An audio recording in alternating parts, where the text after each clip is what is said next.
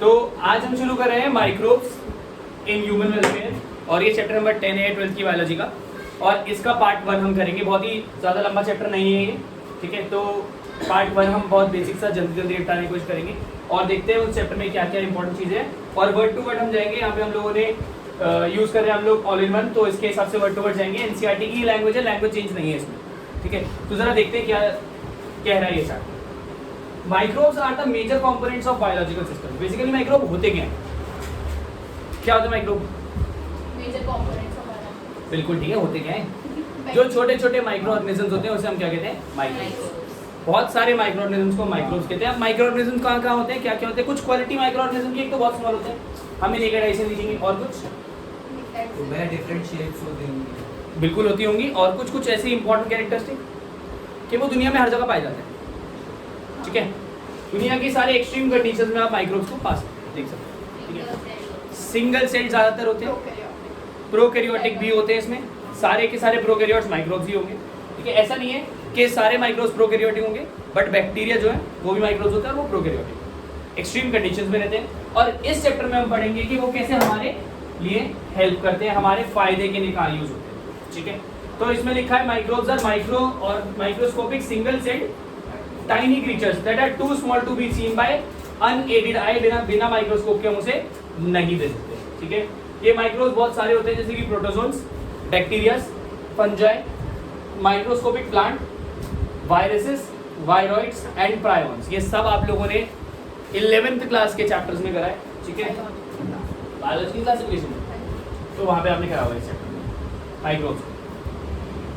Microbes जो infectious agents होते हैं, बट यहाँ पे हम ह्यूमंस के लिए इसके फायदे की बात कर रहे हैं और देखते हैं माइक्रोब्स कैसे हमारे फायदा देता है। टॉपिक नंबर 1 शुरू कर रहे हैं हम लोग माइक्रोब्स हमारे वेलफेयर के लिए। देखते हैं। Microbes are present everywhere on earth, in soil, air, water, inside our body and other animals and plants. हर जगह पाए जाते हैं भाई, ठीक है। एक्सट्रीम कंडीशन में, थर्मल वेंट्स में, हाई टेम्परेचर 100 डिग्री सेल्सियस में भी पाए जाते हैं और स्नो में भी पाए जाते हैं। हाईली एसिडिक एनवायरनमेंट में पाए जाते हैं। माइक्रोब्स हर जगह पाए जाते हैं। क्यों पाए जाते हैं उसकी बात हम नहीं करेंगे, बट हम यहाँ पे देखेंगे माइक्रोब्स ज़्यादा टेम्परेचर में मरते नहीं, नहीं, कुछ कुछ नहीं मरते। Microbes in house hold products. हमारे हाउस होल्ड में माइक्रोब्स कैसे हमारी हेल्प करते हैं? सारे हेल्पफुल वाले देख रहे हैं हम, पैथोजेनिक नहीं देख रहे। पैथोजेनिक देखने के लिए आपको इन्हीं माइक्रोब्स का चैप्टर नंबर 8 करना पड़ेगा, ह्यूमन हेल्थ एंड डिसीज, ठीक है। वहाँ पे सारे पैथोजेंस हैं और यहाँ पे माइक्रोब्स का एक गुड पॉइंट देख रहे हैं। तो देखते हैं सबसे पहले microbes and their products are used in everyday life. Example है production of curd, formation of dough and cheese. बहुत सारी जगह पे आप लोग देख सकते हैं। सबसे पहले आ गया कर्ड। सबसे पहला माइक्रोब जो है माइक्रो ऑर्गेनिज्म वो है आपका लैक्टोबैसिलस। कॉमनली इसको बोलते हैं लैक्टिक एसिड बैक्टीरिया लैब, ठीक है। They grow in milk and converted into curd. तो मिल्क से कर्ड कन्वर्ट करने के लिए जो बैक्टीरिया लगता है उसे हम कहते हैं लैक्टोबैसिलस या लैक्टिक एसिड बैक्टीरिया। अब हम करते क्या है कि मिल्क को कर्ड बनाने के लिए हम मिल्क में थोड़ा सा स्टार्टर या फिर इनोक्यूलम डालते हैं। क्या डालते हैं बेटा? इनोक्यूलम मतलब स्टार्टर, जो थोड़ी सी दही को जमाने के लिए थोड़ी सी पहले से दही जमा होती है, उस दही का छोटा सा पार्ट एक मिल्क को रखते हैं, उसके अंदर वो छोटा सा पार्ट डाल के उसे बंद कर देते हैं। इससे क्या होता है, विद टाइम वो जो छोटा सा पार्ट है दही का वो पूरे मिल्क को दोबारा से दही में कन्वर्ट कर देता है, ठीक है। और वो छोटे से पार्ट का फायदा क्या है? उस छोटे से पार्ट में है आपका लैक्टिक एसिड बैक्टीरिया। उस छोटे से पार्ट को हम कहते हैं inoculum, which contains billions of lacto, ठीक है। During growth LAB produces acids. ये क्या करता है? एसिड प्रोड्यूस करता है और कोएगुलेट करता है, कोएगुलेट मतलब जमाता है, एंड पार्शियली डाइजेस्ट करता है मिल्क के प्रोटीन्स को। मिल्क के प्रोटीन्स को ये ब्रेक करता है। चैप्टर 14 केमिस्ट्री पढ़ोगे तो वहाँ पे बायोमोलिक्यूल्स में एक चीज है डीनेचुरेशन ऑफ प्रोटीन, उसमें यही होता है, कर्डलिंग ऑफ मिल्क, ठीक है। तो मिल्क के प्रोटीन्स को डाइजेस्ट करता है, ब्रेक करता है और उन्हें जमा देता है और मिल्क को कर्ड में कन्वर्ट कर देता है। इससे क्या होता है? ये इंप्रूव करता है न्यूट्रिशनल क्वालिटी, इंक्रीज करता है विटामिन B12 कर्ड के अंदर। नंबर ऑफ ऑर्गेनिक एसिड्स भी हम इसमें मिलते हैं कर्ड के अंदर, जो हमारे पेट के लिए भी काफी हेल्पफुल होता है। हाँ, डिजीज कॉजिंग माइक्रोब्स इलाज का। तो कर्ड जो है वो बहुत अच्छी चीज है और वो हमारे एक माइक्रोब से बनती है। अगर वो माइक्रोब ही नहीं होता तो कर्ड भी नहीं बनती। तो हमारा जो पहला सबसे अच्छा सबसे बढ़िया जो हमारा माइक्रोब है वो आपका लैक्टोबैसिलस। कोई दिक्कत तो नहीं? चल दिया आगे। सेकंड वाला जो माइक्रोब है दैट इज डो। डो मतलब आटा, बट यहाँ पे आटा को हम फर्मेंटेड डो कर रहे हैं हम, बेसिकली बात कर रहे हैं डोसा और इडली वाले आटे की, वो जो उसका वो बनता है बैटर। तो यहाँ पे माइक्रोब्स फूड बनाने का काम आता है, जैसे कि डोसा इडली, ठीक है। ये डोसा और इडली में पफ्ड अप अपीयरेंस होती है डो में, और ये इस वजह से होती है क्योंकि यहाँ पे CO2 की प्रोडक्शन हो रही है, कार्बन डाइऑक्साइड की प्रोडक्शन हो रही है। और यहाँ पे जो बैक्टीरिया इसको प्रोड्यूस कर रहा है ब्रेड बनाने में और केक बनाने में, इन सब चीज़ों में, इवन भटूरे बनाने में, इडली डोसा बनाने में, इन सब में जो बैक्टीरिया यूज कर रहा है उसको हम कहते हैं बेकर्स यीस्ट। नाम है इसका सैक्रोमाइसिस सर्विस। Saccharomyces service. ये दूसरा बैक्टीरिया, पहला कौन सा था? लैक्टो। दूसरा कौन सा है? ये सैक्रोमाइसिस सर्विस। ये यीस्ट है, ठीक है। और हाँ, बेकर्स यीस्ट, ठीक है। तो सैक्रोमाइसिस सर्विस दूसरा हो गया। कोई दिक्कत तो नहीं? कहाँ पे यूज होता है बता दोगे आप लोग? कोई दिक्कत तो नहीं होगी, ठीक है। तीसरा है आपका टॉडी। क्या है? टॉडी। टॉडी को हिंदी में हम ताड़ी बोलते हैं, ठीक है।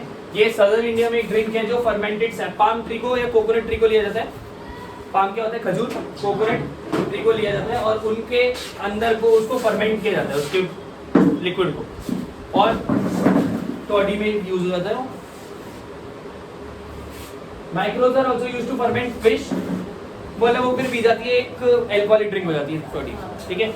इसके अलावा microbes are used to ferment fish, soybean, bamboo shoots etcetera to make food. बहुत जगह पे ये सारी चीज़ें की फर्मेंटेशन होती है। टॉडी एक ताड़ी कहते हैं हिंदी में। ये एक अल्कोहलिक ड्रिंक होती है जो सदर्न पार्ट्स ऑफ इंडिया में मिलती है, ठीक है। फर्मेंटेशन से होती है। इसके अंदर भी कुछ माइक्रोब्स आते हैं, ठीक है, फर्मेंटेशन करने के लिए। तीसरी जो चीज़ है वो है आपका चीज़। क्या है? चीज़। चौथी चीज़ है वैसे। फोर्थ चीज़ है चीज़। चीज़ जो है हम खाते हैं, अलग अलग टाइप की चीज़ होती है, बहुत सारी। Basically it is form by partial degradation of milk. Milk से ही बनती है, मिल्क प्रोडक्ट है चीज़, पता है आप लोगों को? By different micro organisms. अलग अलग माइक्रो ऑर्गेनिज्म चीज़ बनाते हैं, अलग अलग टाइप की, ठीक है। इसमें इनका फ्लेवर, टेक्सचर, टेस्ट सब कुछ फर्क होता है, अलग अलग चीज़ पे डिपेंड करता है। जैसे कि स्विस चीज़ जिसमें बहुत लार्ज होल्स होते हैं, वो बनता है प्रोपिनियोबैक्टीरियम शर्मानी से। किससे? प्रोपिनियोबैक्टीरियम शर्मानी। इसमें बड़े बड़े होल्स हो जाते हैं और ये बहुत अच्छा दिखता है देखने में। ये टॉम एंड जेरी वाला चीज़ है ये, ठीक है। फिर आपका रॉकफोर्ड चीज़, ये राइपेंड होता है, इसको पकाया जाता है by specific fungi. By specific fungi, और उस फंजाई को हम बोलते हैं पेनिसिलियम रॉकफोर्ड है। पेनिसिलियम रॉकफोर्ड है। स्विस चीज़ के लिए कौन सा है? प्रोपिनियोबैक्टीरियम शर्मानी। और रॉकफोर्ड चीज़ के लिए पेनिसिलियम रॉकफोर्ड। पक्का नाम आ जाएगा किस चीज़ के लिए कौन सा, आपको याद होना चाहिए। फिर हम आते हैं अगला यहाँ पे, और ये आपका 4 वो है। पहला आ गया कर्ड, क्लियर है।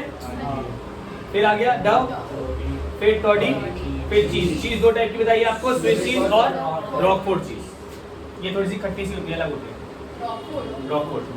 Microbes in industrial products. अभी तक हमने हाउस होल्ड देखा था, अब हम इंडस्ट्रीज में माइक्रोब्स का यूज देखेंगे। कहाँ देखेंगे? इंडस्ट्रीज।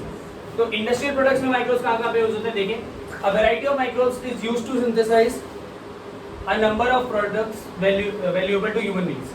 इंडस्ट्रीज में यूज करते हैं बेसिकली बेवरेजेस में और एंटीबायोटिक्स में। कहाँ पे? बेवरेजेस में और एंटीबायोटिक्स, ठीक है। सबसे पहला जो फर्मेंटेड बेवरेज की बात करें, हाँ, इनको यूज कर बनाया जाता है इन फर्मेंटर्स और बायोरिएक्टर्स, वो बात की बात। इंडस्ट्रीज में सबसे पहली चीज जो है वो फर्मेंटेड बेवरेज बात करें। फर्मेंटेड बेवरेज का मतलब अल्कोहलिक ड्रिंक्स हो गया। क्या हो गया?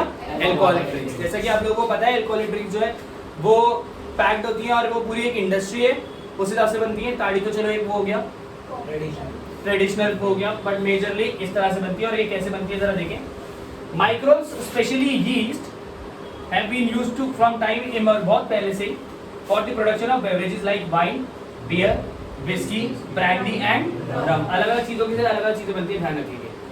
For this purpose the same yeast जो कि सैक्रोमाइसिस सर्विस था, वो कौन सी थी? Baker's yeast. यहाँ पे इसे बोलते हैं उसको यूज किया जाता है। और वो आपके जो सीरियल्स है, फ्रूट जूसेस है, इन सबको मॉल्ट करा जाता है, इसको चेंज कर फर्मेंट करके वो बन जाता है इथेनॉल। क्या बन जाता है? इथेनॉल, ठीक है। Depending on the type of raw material, processing of alcoholic drinks are produce. मतलब अलग अलग रॉ मटेरियल कैसे है, प्रोसेस कैसे कर रही है, उसके हिसाब से अलग अलग अल्कोहलिक ड्रिंक्स बनती है, ठीक है। तो ये आपके आ गए फर्मेंटेड बेवरेजेस। क्या आ गया? Fermented beverages. कौन सा यीस्ट यूज हो रहा है? Saccharomyces service. ब्रूअर्स और बेकर्स दोनों सेम ही है, एक ही है। पक्का? डन है? देखो ध्यान से, नाम क्यों चेंज करेंगे? वो क्योंकि वो बेकरी के काम आ रहा है और ये ब्रूरी के काम आ रहा है। Wine and beer are filtered, pasteurised and bottled without distillation. ये बिना डिस्टिलेशन की बनती है। कौन सी? वाइन और beer. Whereas whisky, brandy, rum, ये सारी डिस्टिलेशन से बनती है। ठीक है। बियर की अल्कोहलिक कंटेंट 3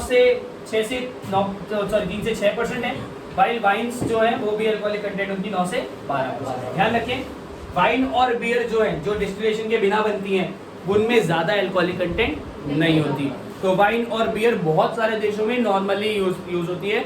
इवन बहुत सारे देशों में ये नॉर्मल स्टोर्स पे भी मिलती है, वाइन और बियर, क्योंकि इनमें ज्यादा अल्कोहल कंटेंट नहीं है। तो ये बेसिकली अल्कोहलिक लाइट ड्रिंक्स है, ये डार्क मतलब हैवी ड्रिंक्स नहीं है। वेयरएज आप जो इनकी बात कर रहे हो, विस्की, ब्रांडी, रम, जो कि डिस्टिलेशन से बनती है, इनका जो अल्कोहलिक कंटेंट है वो इंक्रीज होता है। क्या होता है अल्कोहलिक कंटेंट? और इंक्रीज होने की वजह से ये जो है ये सेफ नहीं होती हर जगह पे, जैसे कि वाइन और बियर। पक्का? डन? क्या था? फर्मेंटेड। अगली चीज है आपकी एंटीबायोटिक्स। एंटीबायोटिक्स का टर्म जो था वो वैक्समैन ने 1942 में दिया था, ये याद रखना, आपके नीट के पेपर में आ सकता है। इसके अलावा एंटीबायोटिक का तो सिंपल मतलब यही होता है कि against the nature, against the life. Anti मतलब अगेंस्ट और बायोटिक मतलब लाइफ। तो हम यहाँ पे एंटीबायोटिक को यूज करते हैं, कुछ माइक्रोब्स को यूज करते हैं और वो दूसरे माइक्रोब्स को मारते हैं। एक माइक्रोब को यूज करके दूसरे माइक्रोब को मारते हैं। अगर आप इसको रिलेट करना चाहते हो तो ये वही एंटीबायोटिक है जो अमेंसलिज्म वाली रिलेशनशिप में आती है। कहाँ पे आती है? अमेंसलिज्म। अमेंसलिज्म में एक का फायदा दूसरे का, पर एक का कुछ भी नहीं, एक दूसरे का नुकसान। तो यहाँ पे जिस माइक्रोब को हम यूज कर रहे हैं उसको कोई फायदा नहीं हो रहा, पर जिस पे यूज कर रहे हैं वो मर जा रहा है तो उसका नुकसान। एक का कोई दिक्कत नहीं, दूसरे का नुकसान। सबसे पहले एंटीबायोटिक पेनिसिलिन थी, आप लोगों को पता है। एलेक्जेंडर फ्लेमिंग काम कर रहा था और a bacteria known as staphylococci. उसने बहुत सारे अलग अलग कल्चर मीडियम में इसको ग्रो कराया और वहां पे देखा कि कुछ केमिकल जो है वो बैक्टीरियल ग्रोथ को रोक रहे हैं, बैक्टीरियल ग्रोथ को, और जो चीज बैक्टीरिया की ग्रोथ को रोक रही थी उसको उसने बोला एंटीबायोटिक है, और वो बनता था पेनिसिलियम नोटेटम। काम किस बैक्टीरिया पे कर रहा था वो? स्टेफाइलोकोकाई। कंफ्यूज नहीं होना, स्टेफाइलोकोकाई पे ही वाज वर्किंग, एंड जिसने मारा वो कौन सा था? Penicillium notatum. पक्की बात है? पक्का पक्का। तो ये आपका क्या आ गया? आपके एंटीबायोटिक्स। अगली चीज, प्रोडक्शन ऑफ एंटीबायोटिक बाद में काम आया। कहाँ पे? चेन और फ्लारी दो साइंटिस्ट थे, उनके बहुत सारे काम हुए, और वहां पे 1939 से 41 के बीच में उन्होंने पेनिसिलिन को और ग्रो कराया। और वर्ल्ड वॉर 2 में अमेरिकन सोल्जर्स इसी पेनिसिलिन के थ्रू बचते थे। एंटीबायोटिक की तरह यूज होती थी। अगर उन्हें कोई वुंड हो जाए, उन्हें कोई चोट लग जाए, कुछ हो जाए बहुत ज्यादा, तो एंटीबायोटिक दी जाती थी। और ये बहुत अच्छा वर्ल्ड वॉर 2 के टाइम में अमेरिकन सोल्जर्स के लिए बहुत फायदेमंद चीज थी। इसी की वजह से फ्लेमिंग जिसने बनाई थी, चेन और फ्लोरी जिन्होंने आगे बढ़ाई थी उसकी प्रोडक्शन, उनको नोबेल प्राइज मिला 1945। ठीक है, एंटीबायोटिक्स की। आज के टाइम में और बहुत सारी एंटीबायोटिक्स हैं जो कि धीरे धीरे आ गई हैं, और बहुत सारे अलग अलग चीजों को आप एंटीबायोटिक्स से ठीक कर सकते हो।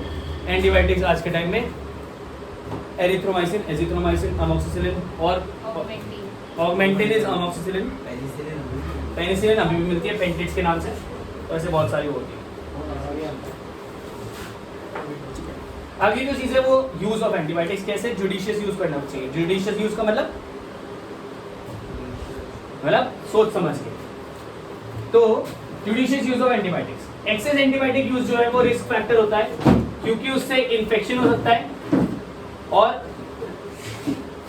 रेसिस्टेंट पैथोजेंस हो सकते हैं। क्या हो सकते हैं? वो पैथोजन जो रेसिस्ट करेंगे एंटीबायोटिक को, और फिर आपको एंटीबायोटिक चेंज करनी पड़ेगी। अगर वही एंटीबायोटिक देते रहोगे तो पैथोजन आपकी बॉडी में काम नहीं करेगा। अननेसेसरी एंटीबायोटिक यूज नहीं करना चाहिए, और जो ये करते हैं उनकी में एंटीबायोटिक रेजिस्टेंस हो जाता है, जैसे कि स्ट्रेप्टोकोकस निमोनी जो है वो काफी एंटीबायोटिक से रेजिस्टेंस हो जाता है।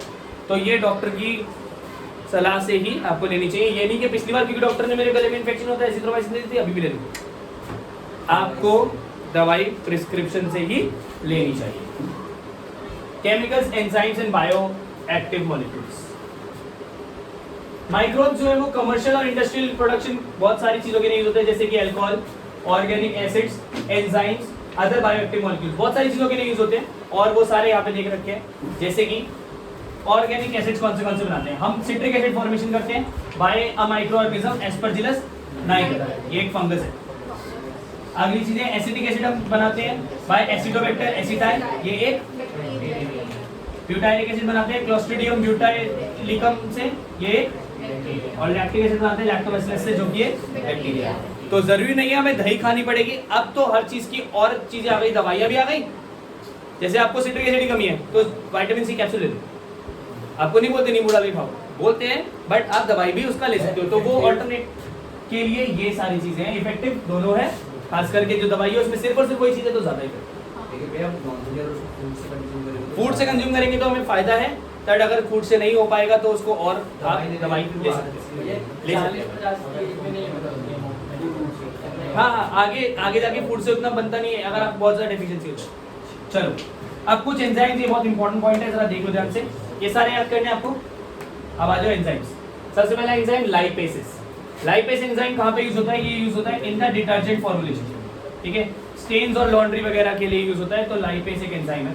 इसके अलावा पेक्टिनेज और प्रोटीएसेस, ये बॉटल्ड जूसेस में यूज होता है क्लियरिंग ऑफ जूस के लिए। आपको पता है जो जूसेस होते हैं, एक तो वो पल्पी ऑरेंज आता है, वो तो पल्प होता है, इसके अलावा बाकी सारे क्लियर जूस होते हैं, तो उसके अंदर जो भी चीज़ें होती होंगी उन सबको खत्म करने के लिए ये डाला जाता है, जिससे कि वो सारा हट जाए और आपको बिल्कुल क्लियर सुंदर सी वो बने, जिससे कि जो खरीदेगा उसको अच्छा लगे, ठीक है ना। ये क्लियर होता है जैसे माजा वगैरह में, ठीक है। इसके अलावा स्ट्रेप्टोकाइनेस, ये जेनेटिकली हम लिए जाते हैं by bacteria known as streptococcus. ये यूज होता है in the clot as a clot buster. वो पेशेंट जिनको हार्ट डिजीजेज है, जिनकी हार्ट वेसल्स में प्लाक जम चुका है, उसको क्लॉट को हटाने के लिए ये यूज होता है स्ट्रेप्टोकाइनेस। मायोकार्डियल इंफार्क्शन जिसको हो चुका होता है हार्ट अटैक से पहले, मतलब बहुत ज़्यादा पेन होता है, उनके लिए, जिनके ऑब्वियसली जिनकी क्लॉटिंग होगी उनके लिए स्ट्रेप्टोकाइनेस जो होता है वो एक एंजाइम है जो दिया जाता है as a clot buster. Pain होता है मायोकार्डियल इंफार्क्शन बहुत ज़्यादा, ठीक है, और ये इससे ही आगे हार्ट अटैक होता है। हार्ट अटैक का जो पेन होता है वो है एंजाइना का पेन होता है। तो उससे पहले एक और डिजीज है मायोकार्डियल इंफार्क्शन, एमआई होता है, और एमआई को बचाने के लिए, क्लॉट को खत्म करने के लिए, अगर आपके ज़्यादा प्लाक जम गया है तो उसके लिए आपको स्ट्रेप्टोकाइनेस दिया जाता है। क्या दिया जाता है? कैसे दिया जाता है ये? दवाई के फॉर्म में, इंजेक्शन के फॉर्म में या दवाई के फॉर्म में। चलो भाई लास्ट चीज देखो जल्दी से, साइक्लोस्पोरिन ए, ये भी एक प्रोडक्ट है, बायो एक्टिव प्रोडक्ट है। ये बनाया जाता है from a micro organism called trichoderma polysporum. Streptokinase किससे दिया जाता था? स्ट्रेप्टोकोकस से। साइक्लोस्पोरिन ए दिया जाता है ट्राइकोडर्मा पॉलीस्पोरम से। ये एक इम्यूनोसप्रेसेंट है, अगर किसी के ऑर्गन ट्रांसप्लांट हुआ है तो उसका इम्यून सिस्टम सप्रेस करने के लिए हम साइक्लोस्पोरिन ए देते हैं। Human health and disease chapter में आप जाओगे, वहाँ पे आप पढ़ोगे इम्यूनोसप्रेसेंट का फंक्शन, ठीक है ना। ग्राफ्टिंग के टाइम पे, ऑर्गन ट्रांसप्लांट के टाइम में इम्यूनोसप्रेसेंट दिया जाता है, और वो क्या होता है? साइक्लोस्पोरिन। मतलब जो एनर्जी चाहिए होती है कोई ऑर्गन ट्रांसप्लांट के बाद, नहीं, एनर्जी नहीं चाहिए होती है, अपने इम्यून सिस्टम को डाउन करना होता है। अगर क्योंकि फॉरेन बॉडी की तरह लेगा इम्यून सिस्टम, हमारा फॉरेन बॉडी को मारता है। अगर आपको नई किडनी लगाई तो हमारा इम्यून सिस्टम उस किडनी को मार देगा, तो उसको बचाने के लिए हमें साइक्लोस्पोरिन ए देना है, ठीक है, दवाई के अंदर होगा। इसके अलावा स्टैटिन्स, ये मोनास्कस परप्यूरियस से बनता है। ये ब्लड कोलेस्ट्रॉल को कम करता है। किसको कम करता है? Blood cholesterol lowering agent. 3 major है, स्ट्रेप्टोकाइनेस, क्लॉट बस्टर। कहाँ से आता है? स्ट्रेप्टोकोकस। कौन सा? स्ट्रेप्टोकाइनेस। कहाँ से आता है? स्ट्रेप्टोकोकस। काम क्या करता है? Clot buster. दूसरा है साइक्लोस्पोरिन ए, कहाँ से आता है? ट्राइकोडर्मा पॉलीस्पोरम और इम्यूनोसप्रेसेंट। और तीसरा है स्टैटिन्स, मोनास्कस परप्यूरियस। कहाँ से काम आता है? इन तीनों में से एक क्वेश्चन आपके पेपर में आने के बहुत बहुत ज़्यादा चांसेस होते हैं। तो ये वीडियो हम यहीं पे समाप्त करते हैं, पार्ट 1 आप लोगों का पूरा, जितने में सारे इसमें हमने माइक्रो ऑर्गेनिज्म्स के नाम लिए वो सारे के सारे आपको अच्छे से याद कर लेने हैं। जहाँ पे आपको लगता है नोट्स नहीं है वहाँ इसको पॉज करो, स्क्रीनशॉट मारो और वो चीज़ आपके पास आ जाएगी।